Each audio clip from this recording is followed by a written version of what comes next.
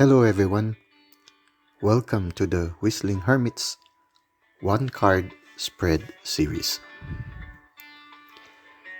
This video series is primarily intended for learning how to read the tarot. However, you can also use this as a card reading for the day. This is a timeless reading, so if you are watching this now, its message might be for you.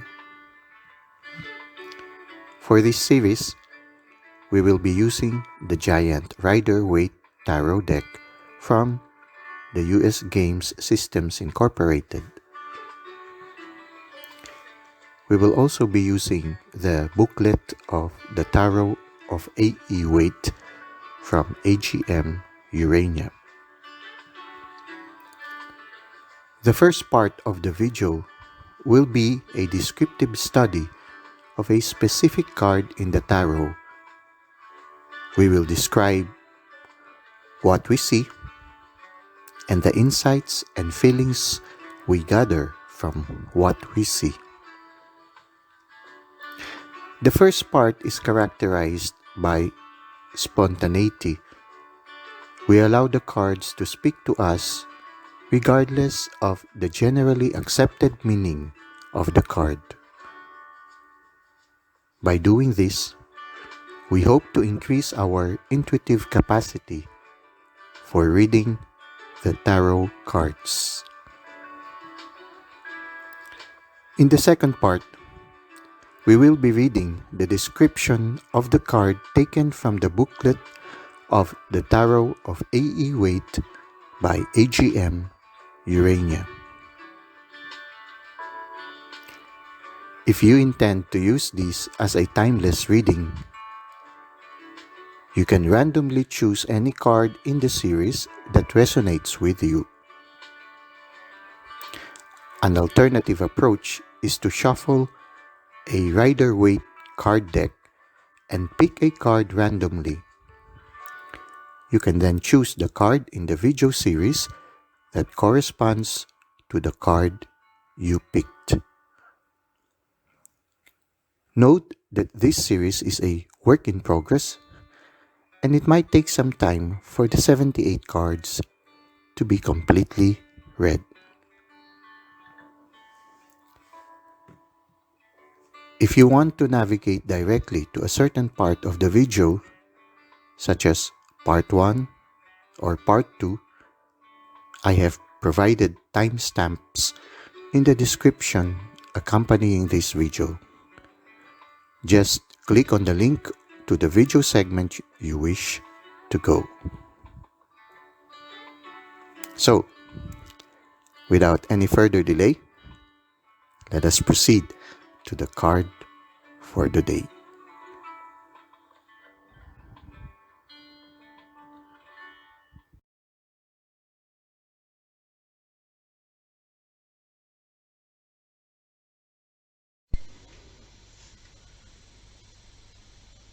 Hello, we are now in the first part of the one card spread series, and our card for today is the Four of Cups. Now this is quite interesting.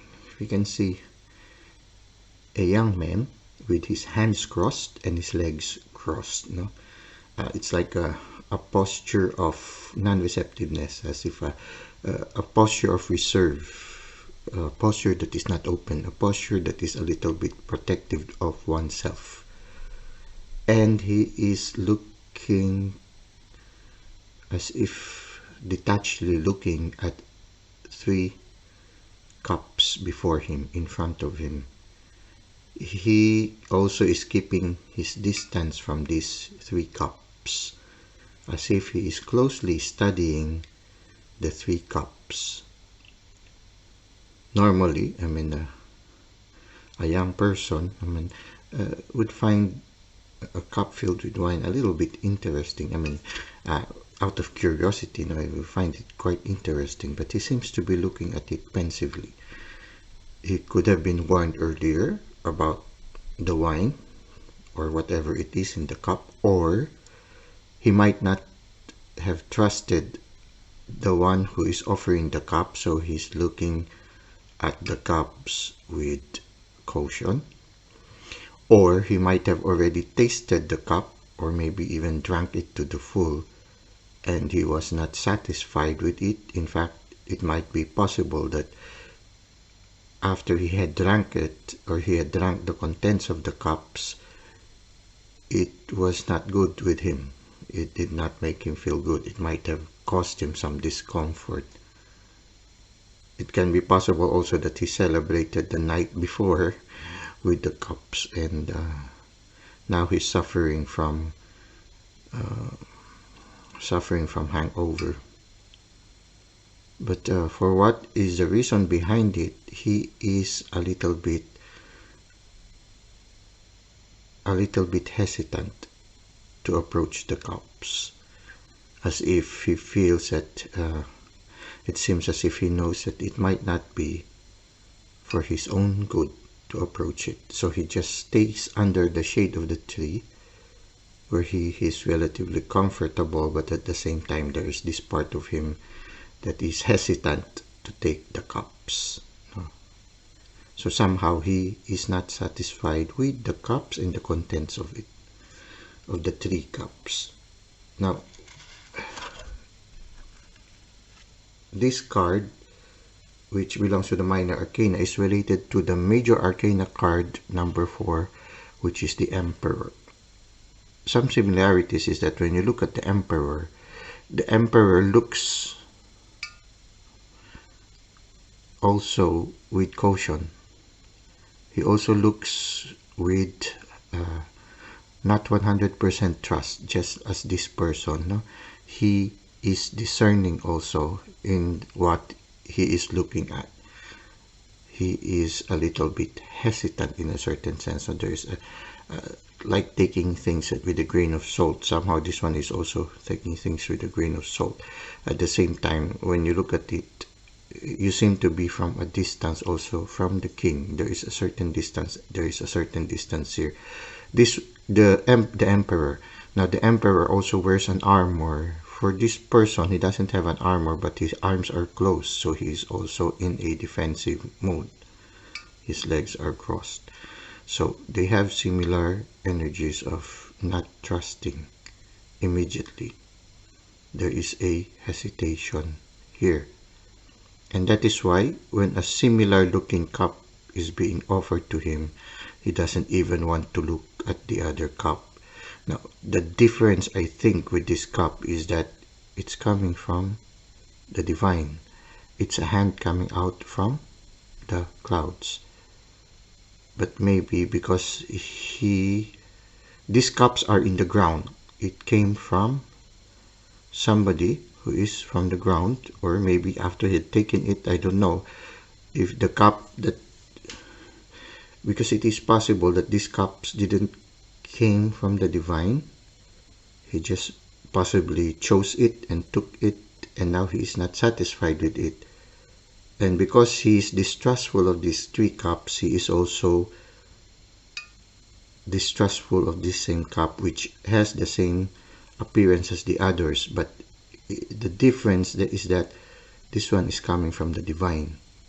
So he must, if he is so filled with distrust in this one, he might miss a special gift which is different, because this special gift comes from the divine. It might even be a medicine in order to solve the discomfort that he felt after taking these 3 cups or tasting these 3 cups. It might be something that is quite different from the 3 cups that he is distrustful of. But because he is too preoccupied with these 3 cups, he does not even give attention to the other cup that has just arrived. And he does not recognize that this one is already a gift from the divine, from the source, from God, from something that is not human. I mean, a gift. It's already a gift from the divine. It's no longer something that he just got along the way. No, it is something already. It can be already a solution to his problem, a medicine, an elixir already to maybe the discomfort that these cups have given him, but he's too preoccupied keeping his distance from these cups that he doesn't seem to appreciate the importance of this gift that is coming from the divine. Now, when you look at it here, the previous card is the Three of Cups. Similar cups, no? Three cups, no? And in the Three Cups, they were celebrating, no? So, these three women were dancing with the cups, no? And maybe, would it be possible that these three women offered the Three Cups to him, and he was not satisfied with the result? So somehow there is the new cup that is being offered is no longer interested. It's as if he's already in hermit mode. He says, no, I'm happy. I'm happy just by myself. I don't want to drink any more cups. I'm just happy on my own. I'm happy just sitting here under the tree, you know, being with myself. Yes, there's a certain comfort, no, when you are alone under a tree, protected from the heat of the midday sun. The sky is quite clear, and sitting on the tree is quite comfortable. When you look at it, he is in a very comfortable position right now, and yeah, I mean, it's quite comfortable. I mean, even without these cups, he will be happy. He is just fine. I'm fine. So it's like that. No? So this person might have been a person who, yeah, is able to be happy even when he's alone, and he's contemplating, do I really need to have these three cups, or to be in relationship with those who are offering me these three cups? No, it's like, or maybe he's deciding right now, maybe these three cups are offered by different people, and he's contemplating which cup to choose to accept. Can be also possible. Like these three ladies holding each one a cup, they might be in the process of discerning right now which cup to accept, or which person to accept. But then there is a new gift. It's coming from heaven, and he's offering him a fourth cup. But he is too concerned choosing between these three cups that he is failing to see another cup, which is divinely given, a divine gift. If he chooses one of these cups, then he will miss this divine gift. So I guess there is an invitation for this person. If you are this person reading this card right now, maybe you shouldn't be too focused with the cups that are before you. You should keep yourself open also. Do not have a tunnel vision. You should look around, because there might be a special gift that is already being offered to you by the universe, but you are too preoccupied with the three cups that you are failing to see something that is much better, something that might solve your discomfort or your woes. You know? And but then again, you also have the freedom to just be happy without taking any cups. No, it's an option. The important thing there is, yes, there's another thing here. No, I mean, if you are constantly in touch with the divine, then there's a high probability that you would at least look at the cup that is being offered by the divine. So maybe this person is too concentrated on himself, that he is too concerned, or looking inside, too concerned with his own needs, that he fails to be also sensitive to the promptings of the divine. So maybe there's also an invitation for you to try to look at your life. You might be too concerned with all your woes and your problems that you already fail to be in touch with the divine. You are too concerned with the worries of the world that you are no longer in touch with the divine. and the divine is offering you already a lot of help, a lot of solutions, but because you are preoccupied with the world and no longer in touch with the divine, you are failing to see this special gift that the divine and the universe and your guides are offering you.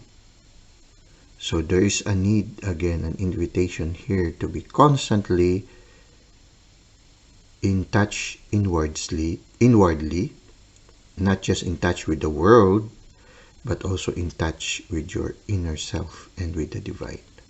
Because if you are not constantly in touch with the divine, you will fail to appreciate that the divine is already offering you an answer to what you are being preoccupied right now. Sometimes the divine gives us gifts, but because we are not listening, we are not constantly aware or constantly in touch with the divine, we fail to see the help, to see the assistance that the divine is offering us. Yeah. So that's it for now. Now we go to part 2 of the Four of Cups.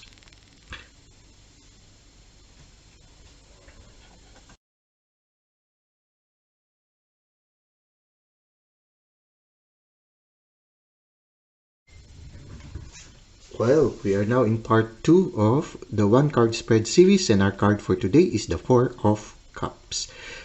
Let us read the booklet of the Tarot of A.E. Waite from AGM Urania.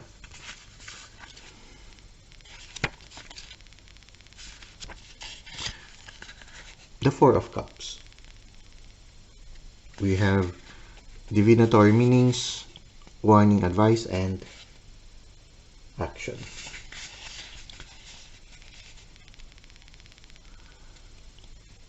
Four of Cups. A young man sits looking at 3 cups in a row, arms crossed as if he rejects them somehow, while a hand emerges from a cloud to offer a 4th. The image may remind us of the Ace. There, the hand went from right to left, an offer of healing to the emotions. Here it moves to the right, as if it tries to bring the rational self into the happiness of the previous card, the joyous 3. Either he just doesn't see the 4th cup, or he distrusts it. Maybe he understands that something is missing. Emotion is not enough. Notice that we do not see a group of 4 cups, but rather 3 plus 1. The same thing happens in the 5. 3 plus 2. Some criticize the man in the picture. They see him as negative for not taking the new cup, or even lazy. But maybe he knows that emotions alone cannot sustain a community. Divinatory meanings. A question of whether to take hold of an opportunity. Someone might not see something in front of him, or he may recognize its limitations.